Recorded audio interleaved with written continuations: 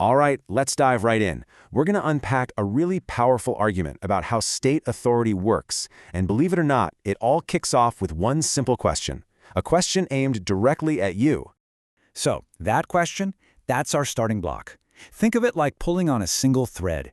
You start with this one little personal question, and before you know it, you've unraveled this massive, complex system of control. Okay, so to really get what's going on here, we have to wrap our heads around one central legal idea. Seriously, this one doctrine is the key. It unlocks this whole argument. So what is it? Parens patriae. It's Latin, and it literally means parent of the nation. And that's exactly what it is. It's this legal power that lets the state step in and act like a guardian for people who, supposedly, can't take care of themselves. It basically positions the government as the ultimate parent, making decisions for your own good. Now here's how this power supposedly works. It follows this kind of brilliant but scary three-step formula. Step 1, the guardian, that's the state, or maybe an expert they bring in, they always know best. Step 2, the ward, that's you, me, our families, we can't be trusted to make the right call. And here's the kicker. Step 3, if you fight back, if you resist, well, that just proves their point. It's evidence that you need them to take control. You see the problem, right? It's a perfect trap. I mean, think about it. The moment you question their authority, that very act of questioning becomes the proof they use against you. It's like, see, he's questioning us. He must be incompetent. It's a completely closed loop. There's almost no way out.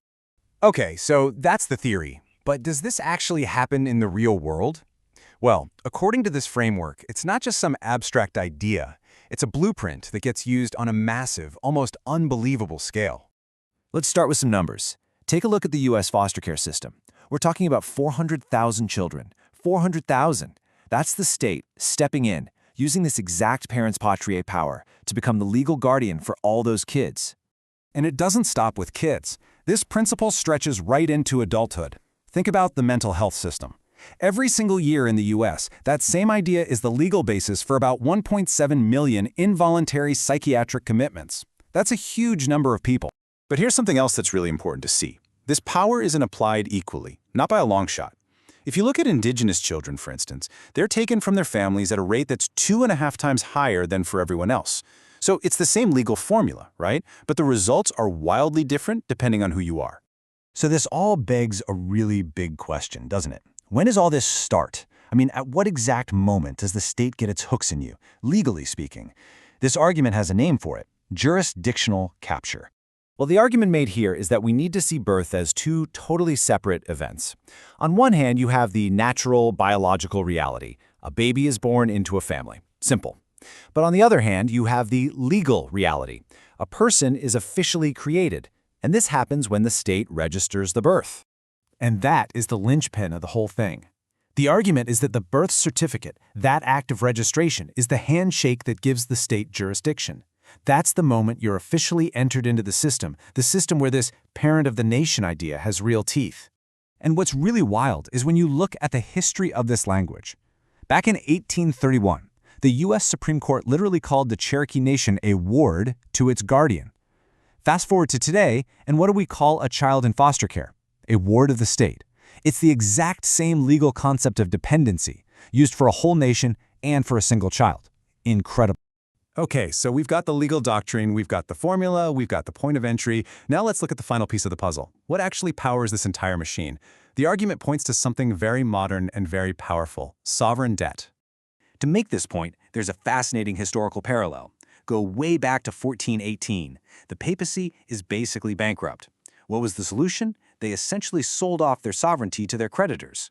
The claim here is that nothing has changed. In 2024, when a country is drowning in debt, the business model is identical. They use their authority over their citizens and their land as collateral, as an asset. And this creates a vicious cycle. Just follow the steps. First, massive government debt leads to austerity. Budget cuts. Step 2, those cuts create a social crisis. Things like poverty, cuts to healthcare. Step 3, that crisis leads to official labels like neglect or incompetence. And boom, there's the justification. The state then sweeps in, using its parens patriae power, to fix the very problem that its own debt policies caused in the first place. So you see, the big takeaway here is that sovereign debt isn't just about money. It's not just some number on a spreadsheet. In this argument, it's the gasoline. It's the fuel that makes this whole machine run. And that leaves us with one last, pretty chilling thought to chew on. We saw how this legal logic was used to turn an entire sovereign nation into a ward. So the final question is, if they can do that to a whole nation, what makes you or me think we're somehow exempt?